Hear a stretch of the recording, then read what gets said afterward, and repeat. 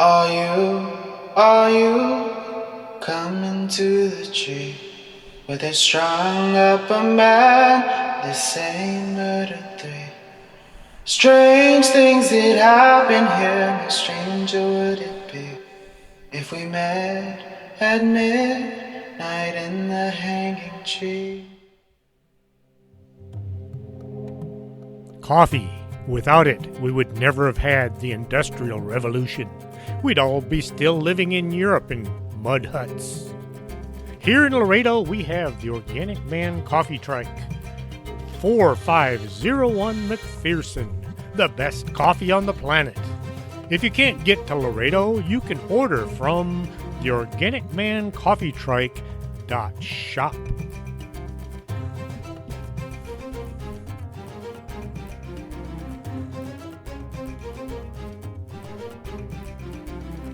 And welcome to the show. I'm your host, Chris James. Tonight's show was requested by Ryan Dionker. He'd asked me about the Iron Gate story. I'd never heard about it, so I did some digging. The only reference I could find was one episode of Spooked Podcast. I listened and I was impressed. The folks doing the podcast did a good job making it sound scary as well as entertaining. If you want to listen to the story as told by them, go to spookedpodcast.org/episode-203-Iron-Gate. If you like scary, you should be impressed. Because I could only find a very little amount of information about this subject, I finished it off by talking about the small coffins found in Edinburgh, Scotland. And that's the majority of the show. But I wanted to make sure that Ryan at least got what I was able to find. Here is what I could gather from my own visit to their podcast. It took place in Bagdad in December 2006. A squad of soldiers were being sent out on a mission to overwatch a sector looking for enemy activity. The idea was, if they spotted anyone trying to place an improvised anti-personnel device, an IAD, they would deal with them harshly. The soldier telling the story was Dallas Sanchez. He carried the SAW, or Squad Automatic Weapon, an 18-pound machine gun, firing a 5.56 round at about 800 rounds a minute.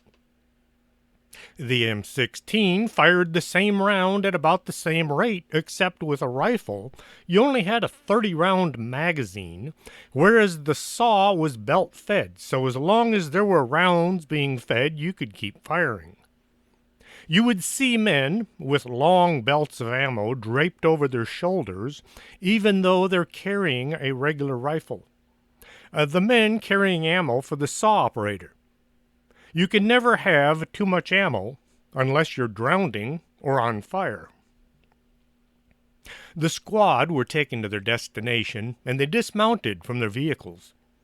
The vehicles then left the area so they wouldn't give away the location of the men. Sanchez and his companions entered the building and did a sweep. You go through the entire building looking for anyone or anything that might harm you. You look for booby traps, people, animals, anything. The squad broke up into small two-man teams so they could work faster. Sanchez's partner said it felt creepy.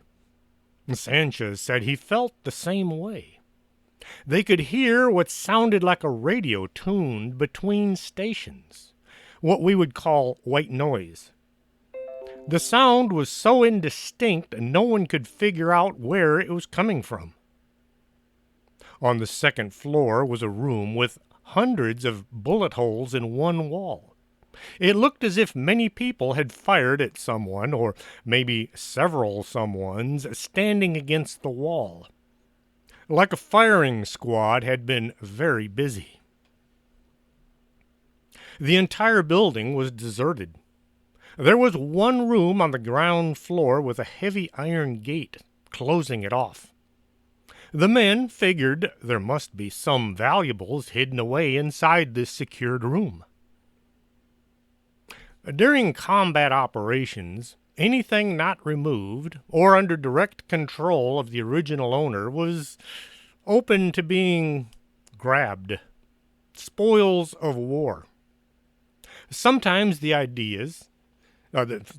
sometimes the items are of little value, but just having things to look at back in the rear helped take the soldiers away from the day-to-day opportunity to be killed or horribly injured. This was always a plus. A lot of the guys I knew over there would find cartons of cigarettes and booze in some of these house raids.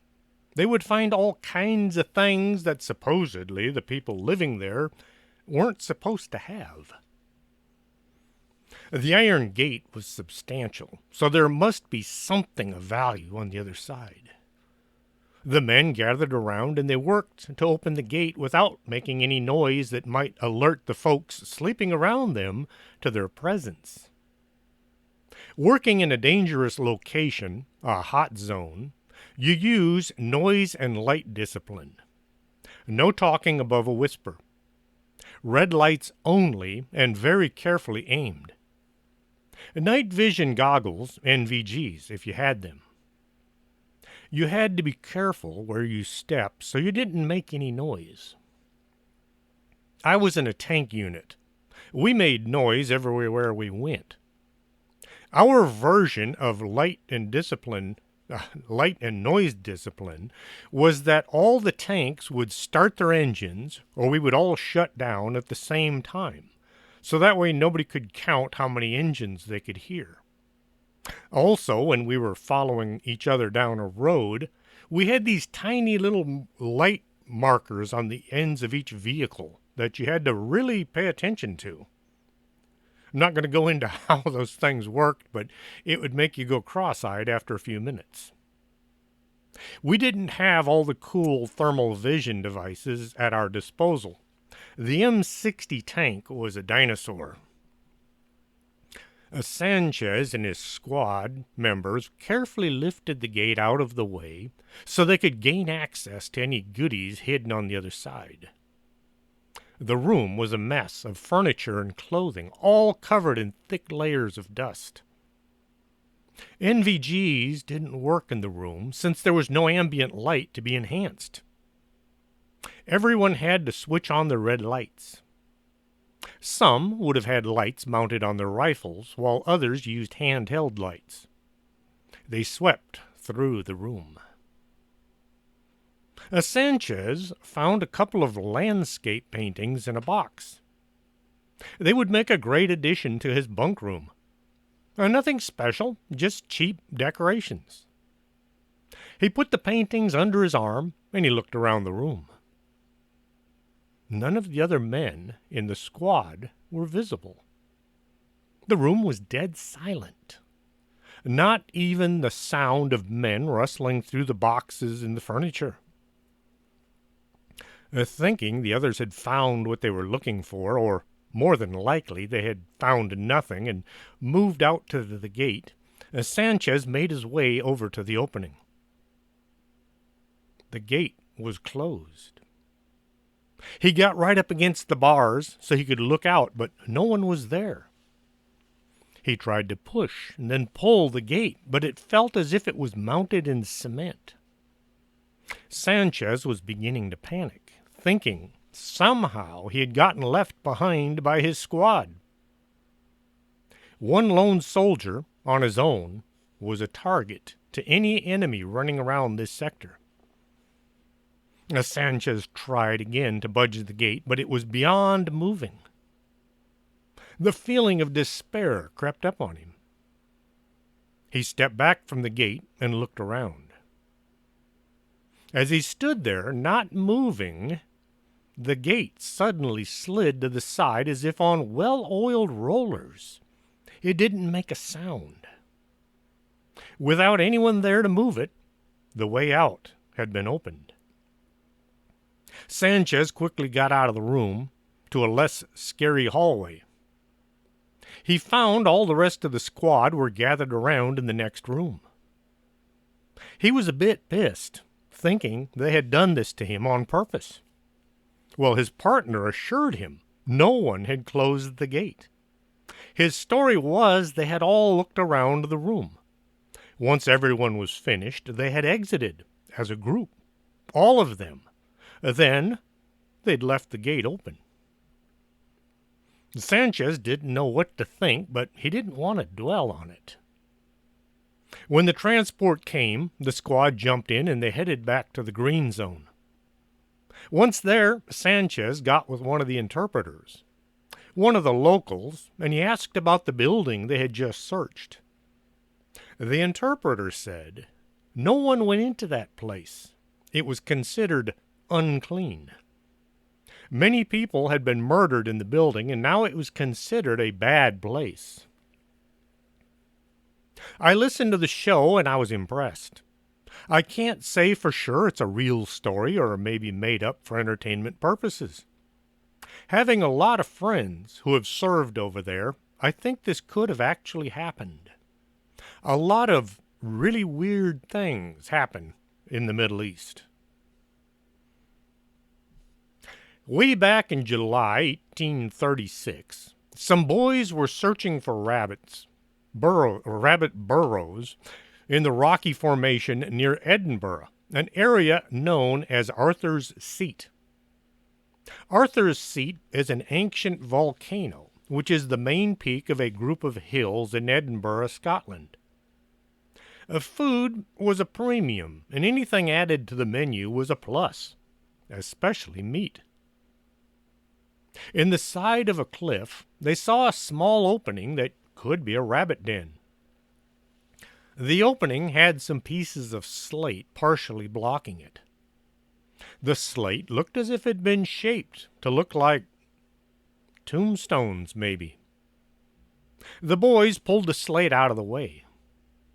The opening led into a small cave, a few feet across. There were no rabbits for dinner, but they did find something else. Several somethings. In the cave were some small wooden boxes, about 4 inches long and 1.5 inches wide. There were 3 layers of these boxes, one on the very top with 2 layers of 8 boxes each stacked on top of each other. The boys pulled one of the little boxes out to get a better look. The boxes were carved from a single piece of wood with a lid. They managed to pry one open, and they found a small body inside. It looked kind of human-shaped, only less than 4 inches tall. The body was dressed in clothing. The face had been drawn on and looked as if the occupant were asleep or dead. Seeing what they had found, the boys began to suspect they had unearthed a burial site. Young boys living in Scotland back in the 1800s, they thought maybe they should let somebody know. Someone who could possibly fix any possible complications that might arise from disturbing someone's grave. They ran back home, and the next day they told their schoolmaster.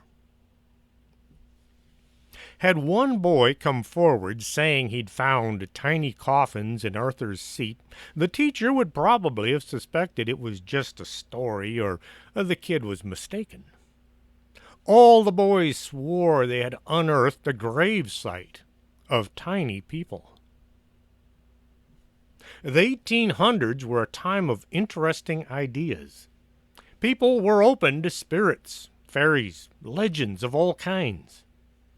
Science was just getting going, trying to explain away just about everything they couldn't understand. Thinking there just might be some kind of a major discovery hidden away in the cave, the schoolmaster had the kids lead him to where they had found these tiny coffins. He looked into the cave, and he could see that what the kids had told him was true. It looked like a tiny grave vault built in the side of the cliff. He pulled all the coffins out, setting them side by side. Opening the other boxes, they found each one had a small figure inside. Each one looked different than the others. Some were taller than the rest. Each one had been clothed in different-looking cloth. Instead of 17 tiny boxes, the boys had unearthed 17 tiny coffins. Actually, some of these were caskets and not coffins. The difference is a coffin is a 6-sided container, wider at the shoulders, to accommodate the body. A casket is an oblong box with just 4 sides. Every article I've read called them coffins, so I'll go ahead and call them that. After all, some of the boxes did have 6 sides. The schoolmaster, Mr. Ferguson, was a member of a local archaeological society. He got a few colleagues to go to the site to examine all the details. They documented everything as they did their search. Each coffin had been carved from a single piece of wood with a lid nailed in place with tiny little pins. The sides and the lid were decorated with what looked like a normal-sized coffin. Tin had been cut into squares and rectangles with intricate patterns carved or hammered into them before being attached to the tops and the sides. Some of the coffins looked as if they had a lining glued inside at one time. All the coffins were transported to Ferguson's home for further research. One bizarre finding was that the coffins had been deposited not at one time, but over a long period of time, several years. The first tier, the coffins sitting right on the ground inside the cave, were quite decayed, and the wrappings had moldered away to nearly dust. In the second tier, the effects of age had not advanced as far as those on the bottom.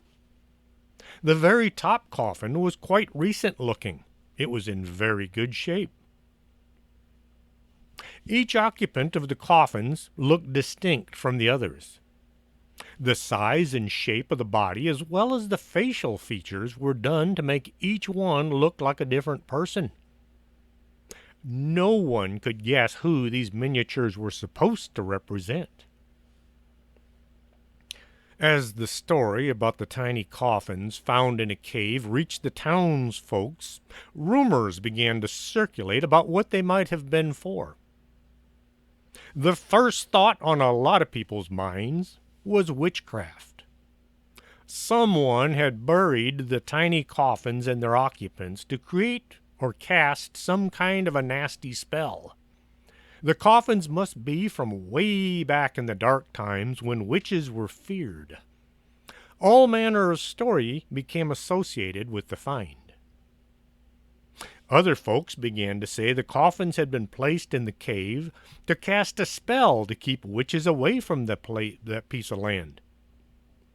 It had been some intelligent person from the village working to keep their land safe from evil. Even though the bodies were all carved wood, a few people thought the coffins were from an actual burial, and the bodies were those of fairies or elves who had passed away. Maybe fairies turned to wood when they died. A close examination of the coffins and their contents was done over several weeks, and the newspapers were filled with stories about this odd finding. Then something else came along to draw attention away from the coffins, and they slipped into obscurity. Eventually, some of them were sold to collectors to go into cabinets of curiosity. I talked about these interesting collections before. Folks would collect all kinds of bizarre and curious things, and they would display them in cabinets so friends and relatives could look them over. A lot of the items on display were hoaxes made especially to sell to collectors. Some folks would amass huge collections over the years. Unfortunately, once the collectors passed on, relatives who didn't have the same interests would sell off or, more often, throw away all the things in the cabinets. I have my own cabinet of curiosity, only it's a bookshelf. I collect bizarre things, and I keep them mostly just for my own entertainment. My favorite is a Bela Lugosi action figure. I try to avoid any cursed items. I don't need any more excitement in my life. Most of the tiny coffins wound up being sold to a Robert Fraser, a jeweler, who placed them in his private museum. Eventually 8 managed to survive, and they wound up in the National Museum of Scotland. Theories continued to crop up as people heard about the burial site. Some said the coffins had been placed in the ground as a memorial for deaths where bodies were not recovered.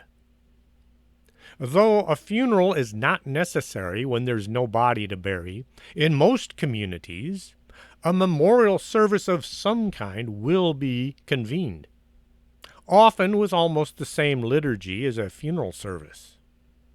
In some places, there has to be some kind of a funeral, even without a body to bury. In order for the soul to have some place to be resurrected, there has to be a body. People would hear about a ship lost at sea. They would delve into the story looking for the number of lost crewmen. If the crew had 17 men, then the ship would be declared as the reason for the grave. The major problem with these explanations was none of the missing ships had any association with the area around Edinburgh. The town does sit right on the North Sea, but none of the ships with a 17-man crew could be traced back to the harbor. Charles Fort lived from 1874 until 1932. He was an American writer and researcher who specialized in anomalous phenomenon. The term Fortean and Forteana are used to characterize various such phenomena.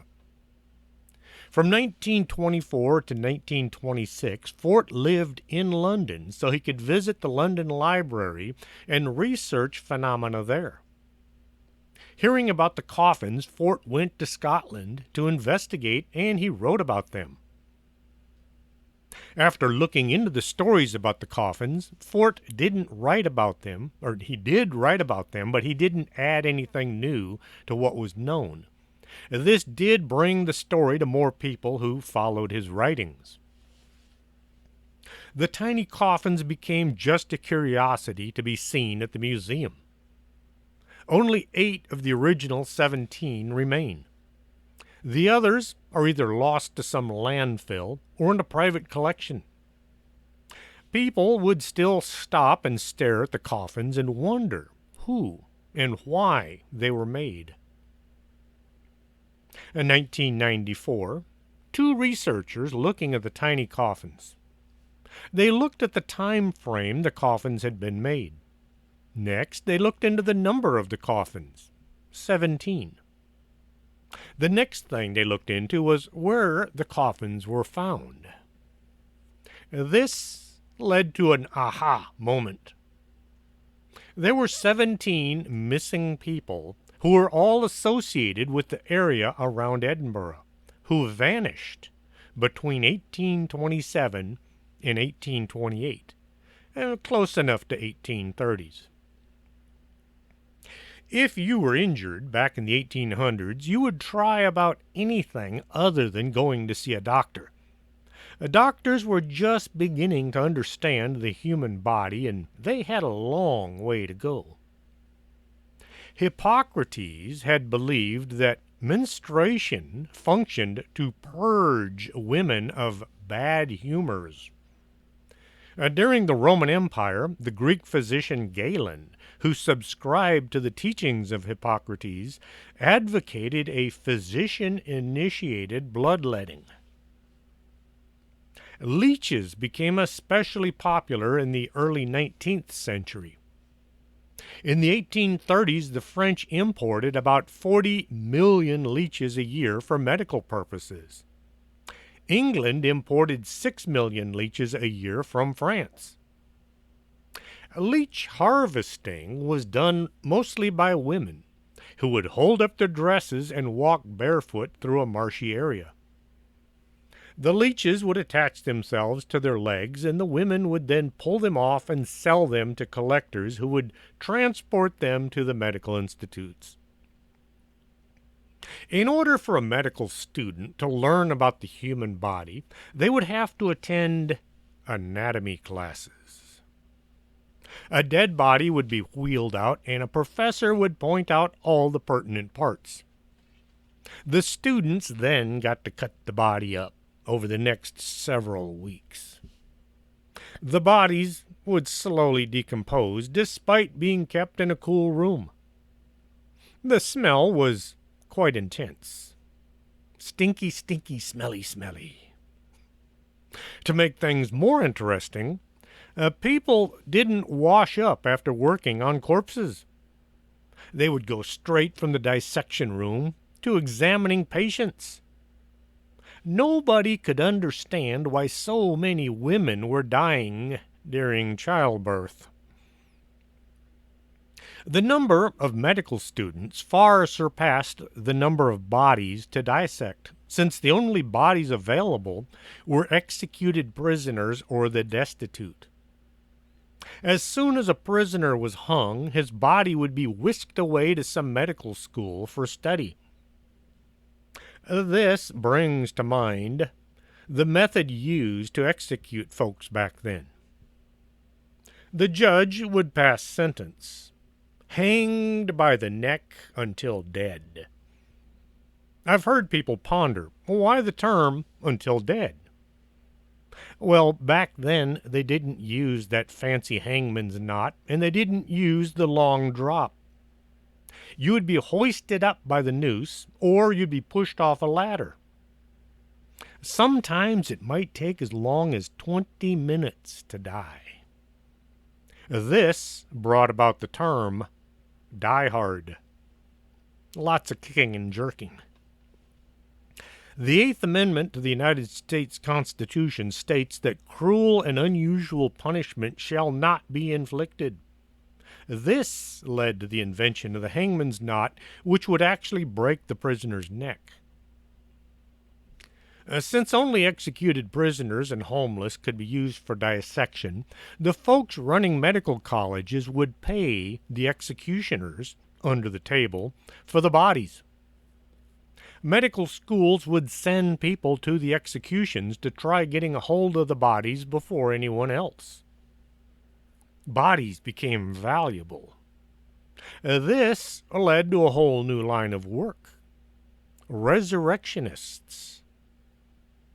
Resurrectionists were body snatchers who were commonly employed by anatomists in the United Kingdom during the 18th and 19th century to exhume bodies of the recently dead.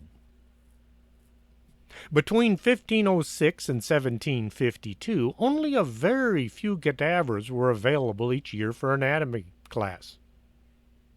The supply was increased when, in an attempt to intensify the deterrent effects of the death penalty, Parliament passed the Murder Act in 1752. Judges were now allowed to substitute the public display of the executed criminal with dissection. This was considered to be a horrifying end to a person's life on earth. The funny thing is, it didn't stop people from killing each other.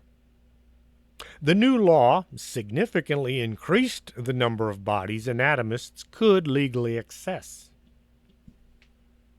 The Murder Act provided insufficient numbers of bodies to meet the number of the needs of the hospitals and the teaching centers that opened during the 18th century. Corpses and their component parts became a commodity, but although the practice of disinterment was hated by the general public, bodies were not legally anyone's property. The resurrectionists therefore operated in a legal gray area. Well, the people related to the recently deceased didn't want their loved ones dug up and dissected. The owners of the cemeteries, usually the local municipality, would hire men to patrol the cemeteries from sundown until sunup. This became known as the graveyard shift. Since there was no actual law against resurrectionists, the guys working the graveyard shift were given extreme leeway to enforce their jobs. If caught, the people digging up bodies would be lucky to escape with their lives, but little else, usually with a pretty good sound thrashing. Rich people would pay a ton of money to buy a security coffin to place their loved ones in. The lids could not be opened once they were closed. Resurrectionists were known to bribe the guards, giving them a cut of the price for the body. The fresher the body, the higher the price. The people at the medical school would test the bodies for freshness. One good sniff, or the smell test. The articulator, this was the guy doing the buying for the school, might pay as much as 8 guineas, which is 2,400 pounds today, or $3,200 here in the United States. This was a lot more than anyone working for a living was being paid. This also led to the formation of the Anatomy Club. A bunch of resurrectionists who got together controlled the number of bodies available so they could keep the price up. Kind of like they had their own union. No one person was getting to keep all that money. First, all the bribes had to be handed out. The grave diggers would contact the resurrectionists to let them know there was a fresh corpse to be harvested. Then someone would have to approach the guards and offer them a cut so the body could be dug up. The guys digging up the corpse, there could be as many as 8 men and women involved. There was transport to pay for. Most folks didn't have a wagon to haul the bodies to the colleges. They had to use a hand cart. Should some semi-honest police officer wonder why several men were pulling a wagon through town at 3 o'clock in the morning, another bribe would need to be handed out. The bribes had to be substantial enough because the people taking them knew the bodies were valuable. There were lots of moving parts.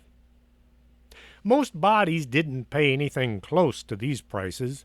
They had already begun to smell, and so the price was considerably lower. November 29th, 1827, a retired soldier named Donald died from heart failure, owing his landlord £4 rent. William Hare was pissed. Not only was he out the back rent, his lodger was now dead and he'd need to find somebody else to rent the room to. He passed on his frustration to his friend William Burke. They talked it over, probably in a bar, or at least over a few or several drinks, and an idea came to mind. They would sell the body to the local college. There was one huge problem in their idea. A lot of people knew Donald was renting the room.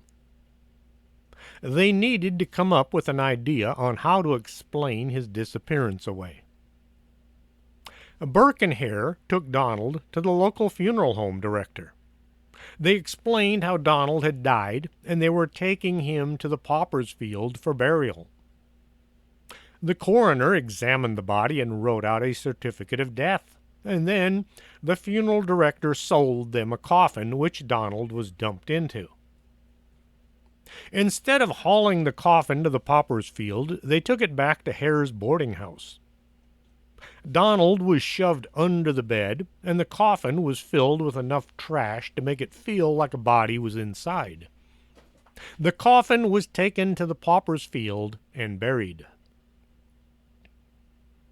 Later that night, Burke and Hare hauled Donald to the Edinburgh Medical College. They were looking for someone who would buy the body. Not being professional resurrectionists, they didn't know the correct procedure. Instead of talking to the articulator, the pair ran into Dr. Knox, who, after looking at Donald, paid the men £7. Donald was as fresh as could be, so he was worth a lot of money. This was more money than they had made all week. Just one day and one night's work. As they were leaving the college, one of the students told them the college would like to do business with them again should the occasion arise.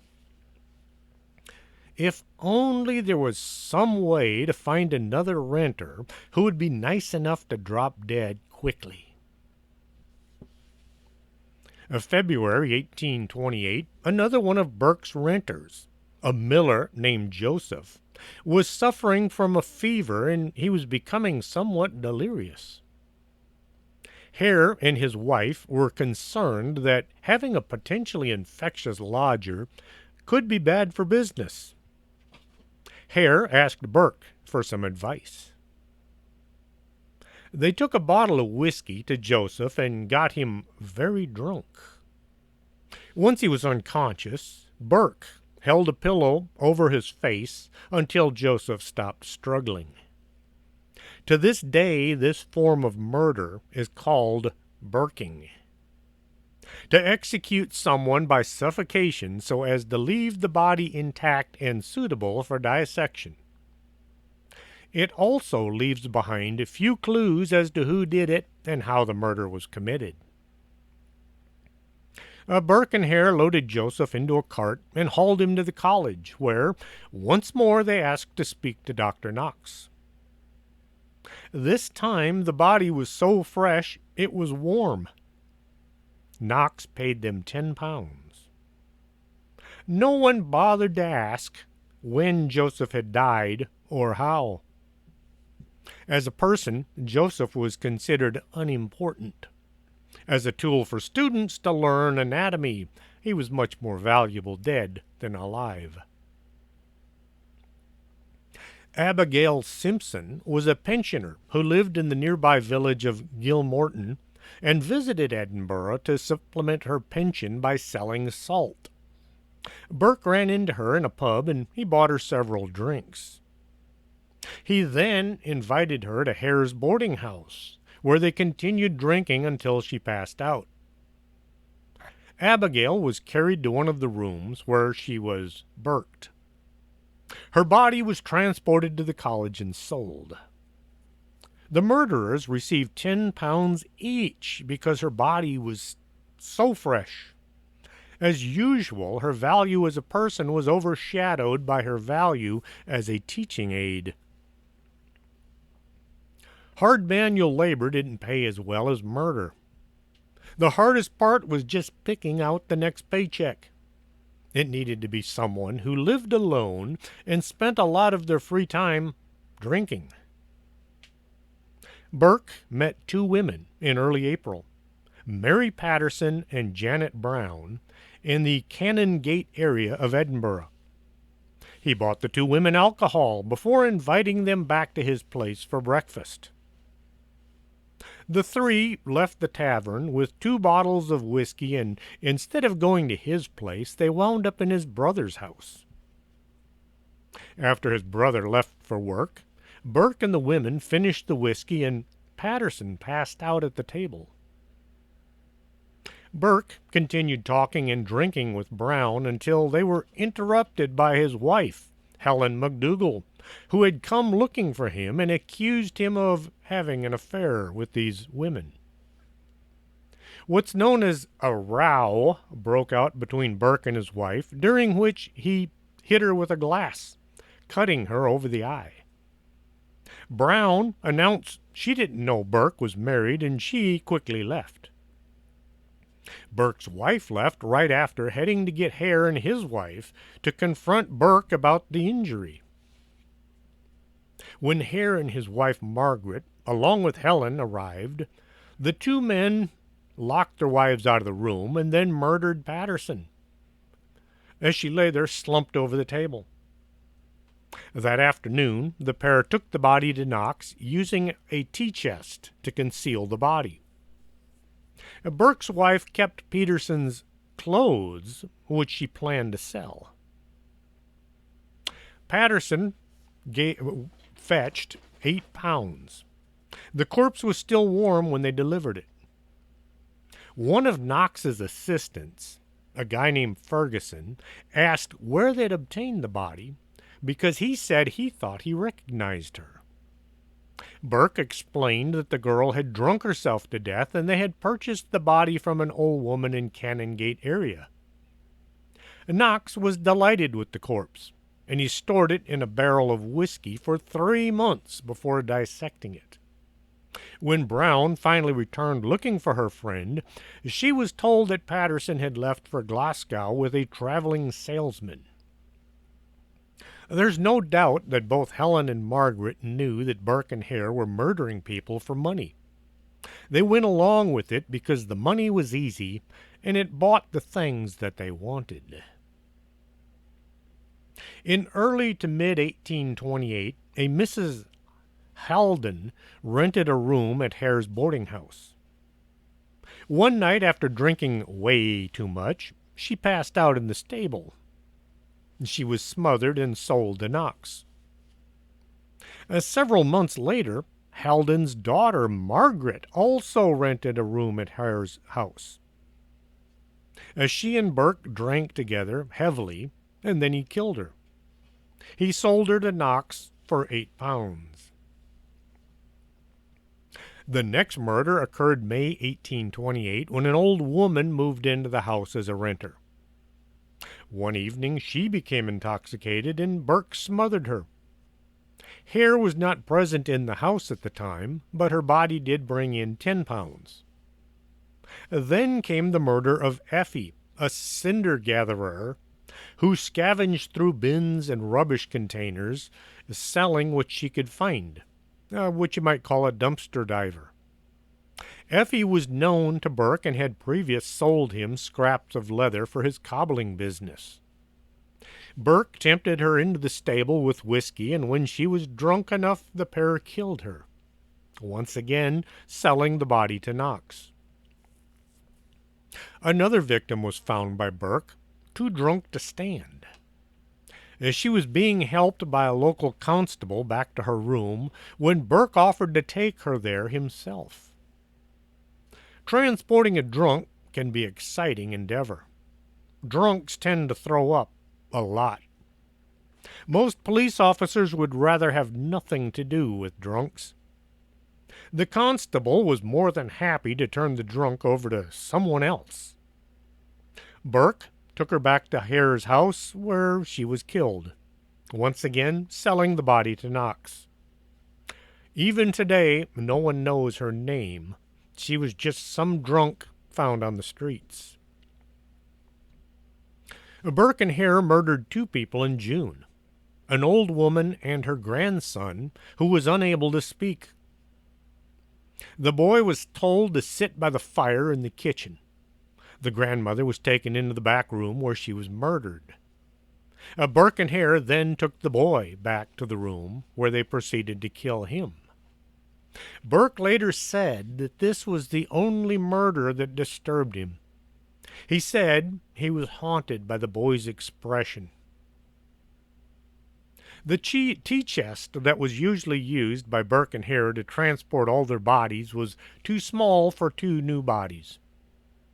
Not wanting to lose the money either of the 2 would bring, the 2 murderers placed the body in a herring barrel and put this in the back of the wagon.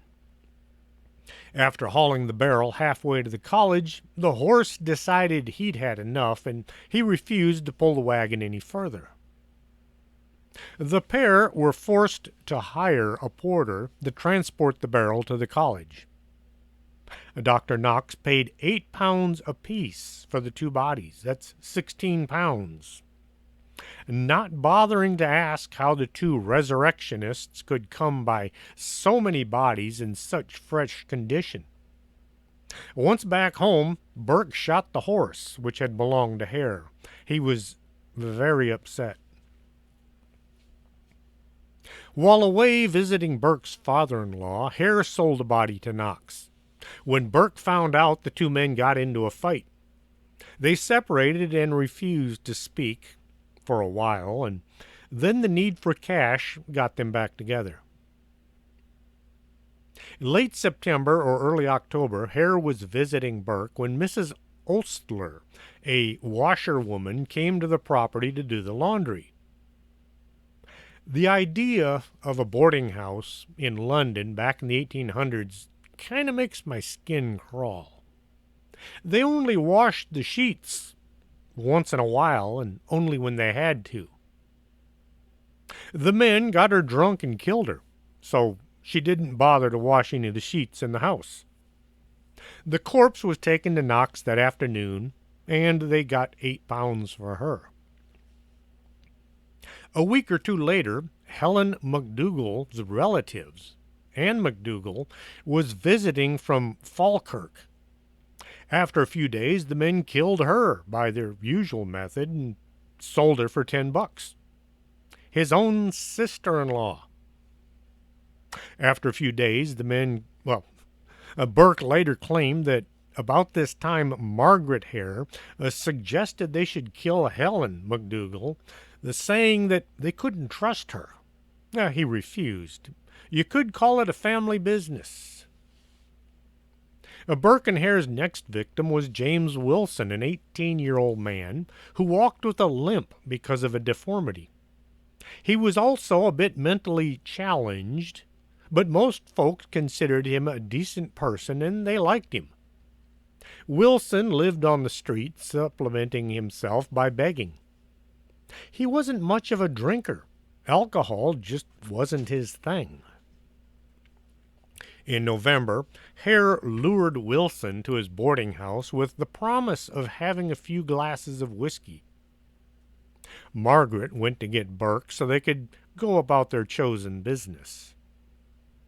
They got Wilson into the bedroom, and Margaret Hare locked the door before pushing the key under the door so Hare could unlock it once they were done. Wilson only drank a few glasses of whiskey before refusing any more. He wasn't drunk, and this led to a huge problem for the two murderers. When Burke tried to smother him, Wilson fought back.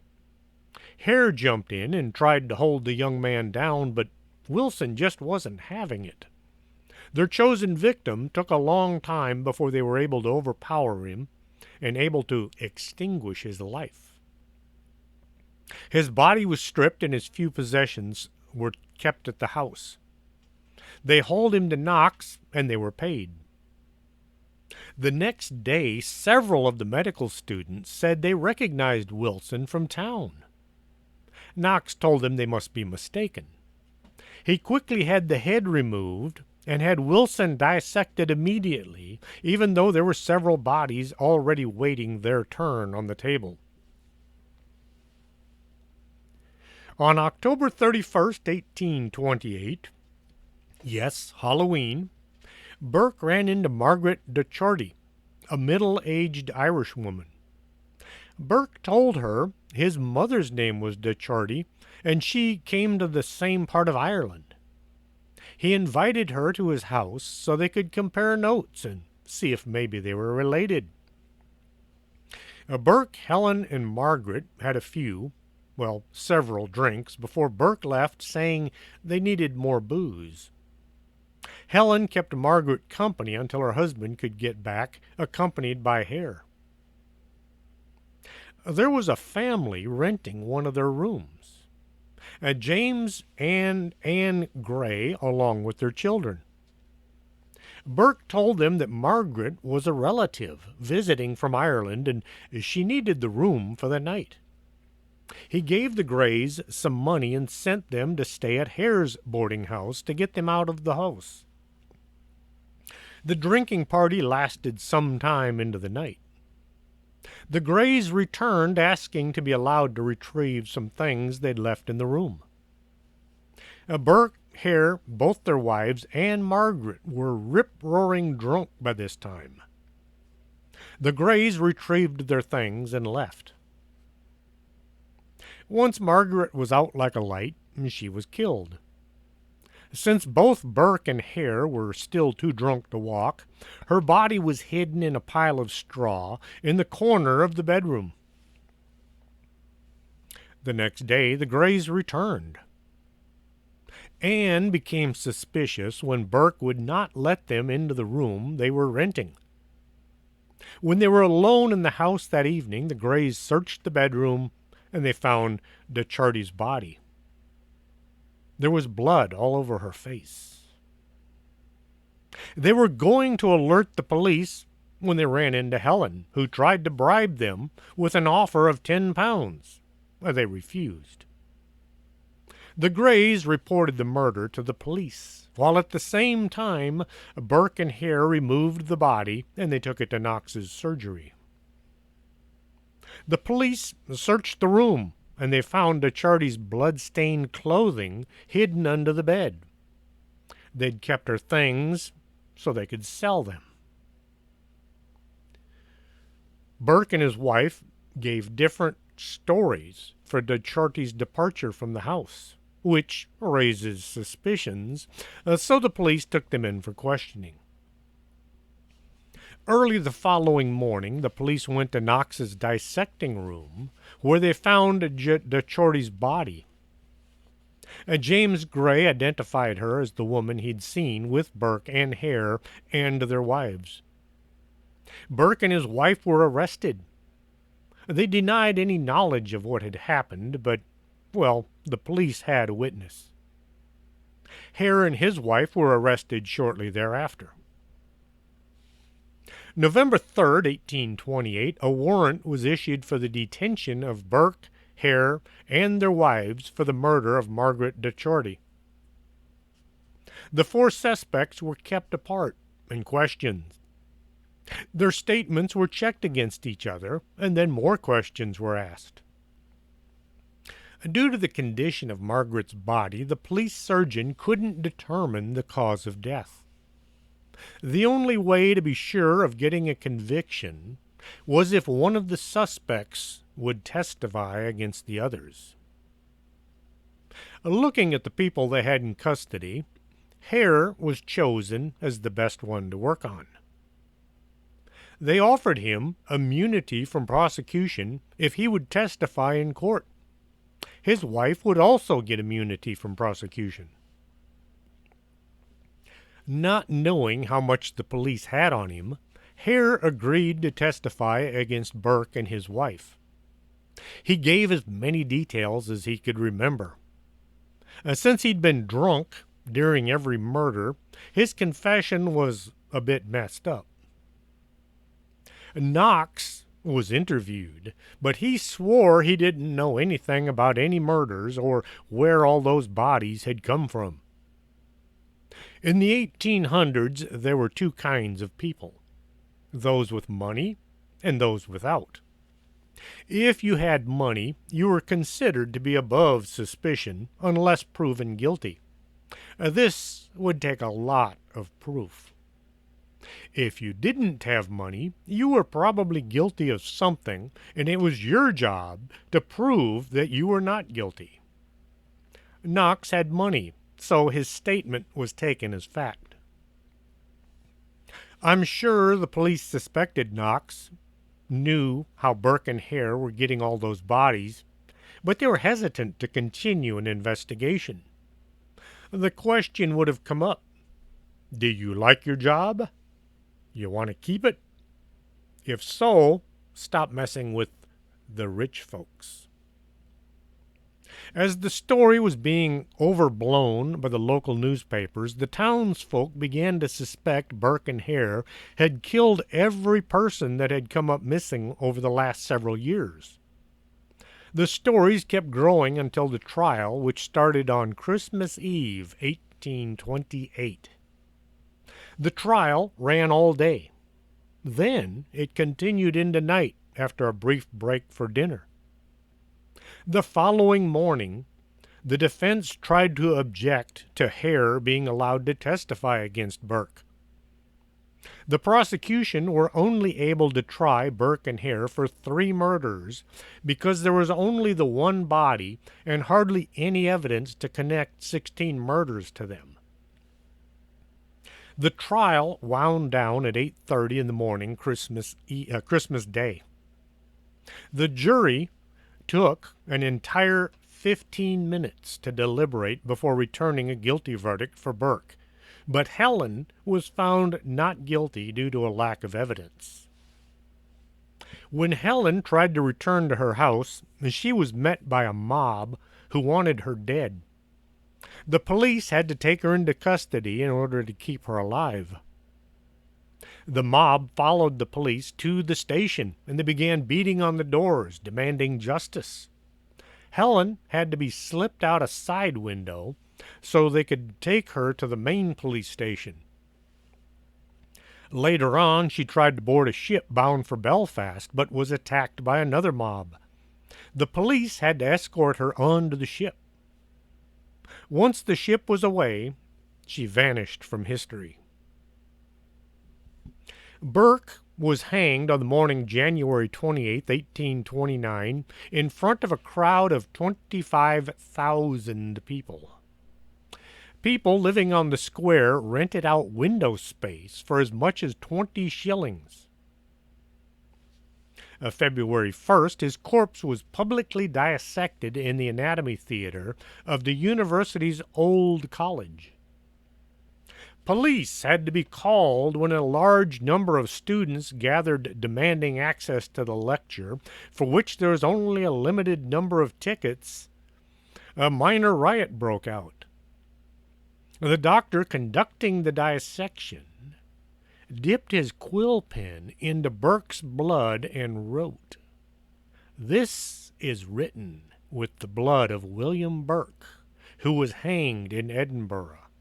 This blood was taken from his head." Burke's skeleton was given to the Anatomical Museum of the Edinburgh Medical School, where it remains today. His death mask and a book bound from his tanned skin can still be seen at Surgeons Hall Museum.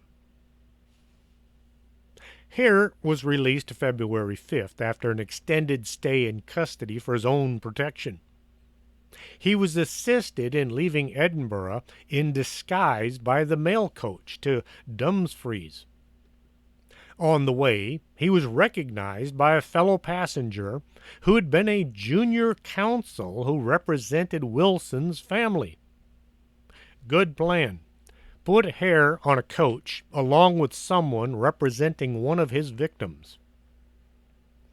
On arrival in Dumfries, the news of Hare's presence spread, and a large crowd gathered where he was due to stay the night.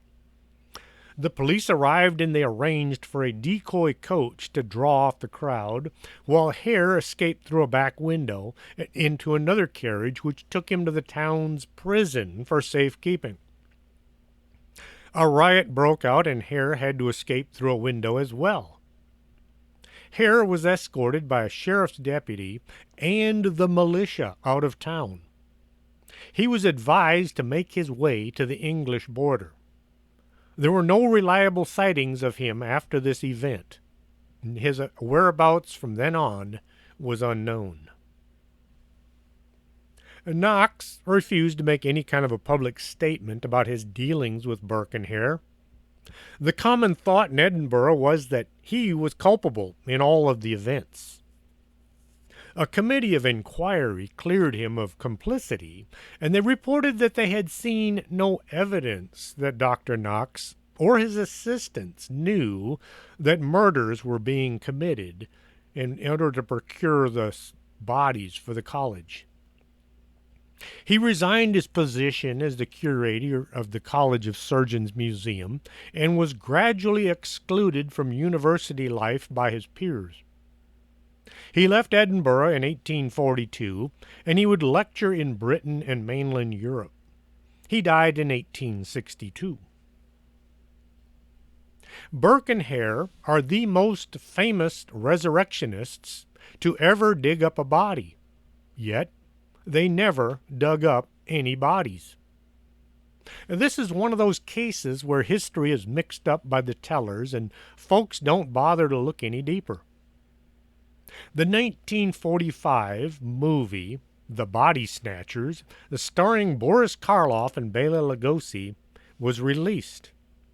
The movie was based on the 1884 story by Robert Louis Stevenson, which was inspired by the homicidal careers of the notorious grave robbers Burke and Hare. Burke and Hare didn't rob graves, but everyone says they did. Burke and Hare were not resurrectionists, yet everybody says they were. That's one of those things that you just got to put up with. Okay, you're probably saying, I thought you were going to talk about the tiny coffins found in Edinburgh. The light should have come on. 17 tiny coffins found near where 17 bodies had been dissected. Burke and Hare had killed 16 people, and one had died from heart failure. 17 bodies, 17 tiny coffins. Some unknown person, or maybe several people, had decided the bodies had been cut into tiny pieces and their souls needed someplace to dwell. Over the course of several years, tiny representations were carved and placed into coffins, and then hidden away in a vault.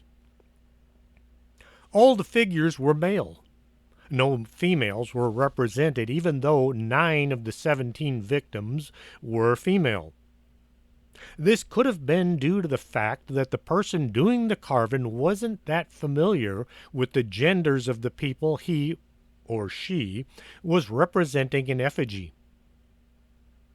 The important thing to keep in mind is somebody cared enough to go through a lot of trouble to hold memorial services for the victims of Burke and Hare. It could have been a relative of one of the victims, or maybe somebody connected with the college who had found his conscience was bothering him. It could also have been just someone concerned for the souls of those who had died so others could profit from them. Now, wasn't that worth listening to? If you enjoyed the show, please send a check to... No, just tell your friends how much you learned and enjoyed the show. If you have a subject you'd like to hear, or you have a story to put in my next book, you can contact me at strangethings@arkanasa.com. Until next Saturday, this is Chris James. Are you coming to the tree where they strung up a man? They say murdered 3. Strange things that happen here, how stranger would it be if we met at midnight in the hanging tree?